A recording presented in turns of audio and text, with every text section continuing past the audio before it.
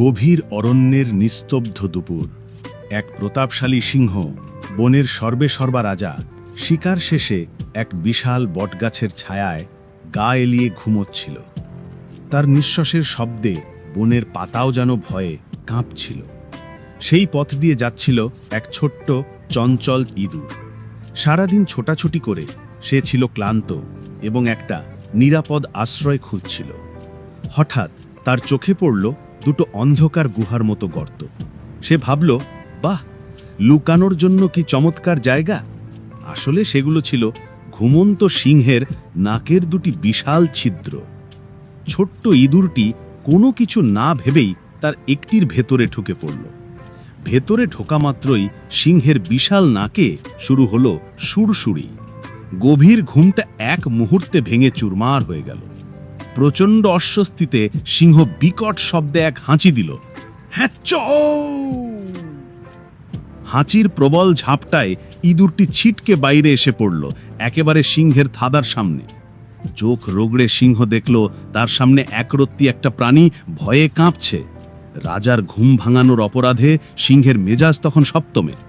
সে তার বজ্রের মতো কণ্ঠে গর্জন করে উঠল, এত বড় স্পর্ধা তোর!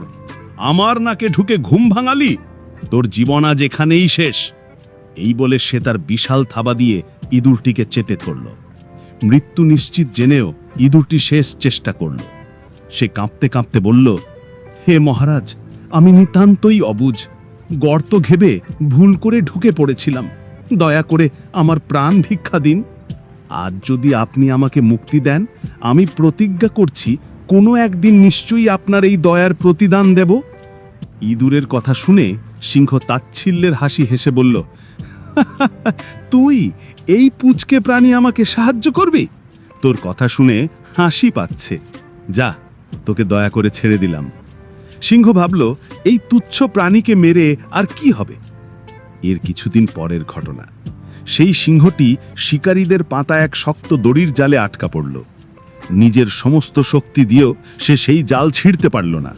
অসহায় সিংহটি তখন প্রাণের ভয়ে আকুল হয়ে গর্জন করতে শুরু করল। তার সেই আর্তনাদ শুনতে পেল সেই ছোট্ট ইঁদুরটি।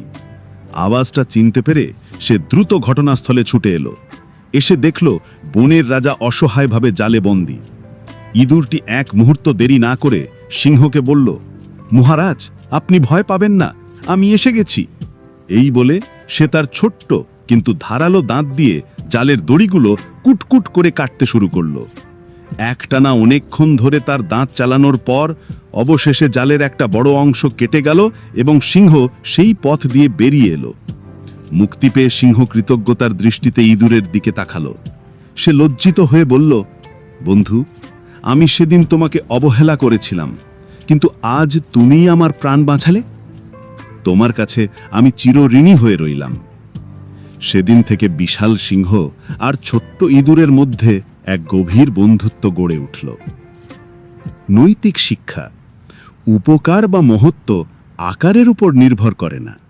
আজ যাকে তুচ্ছ ভেবে দয়া করবে, আগামী দিনে সেই হয়তো তোমার সবচেয়ে বড় রক্ষাকর্তা হয়ে উঠবে।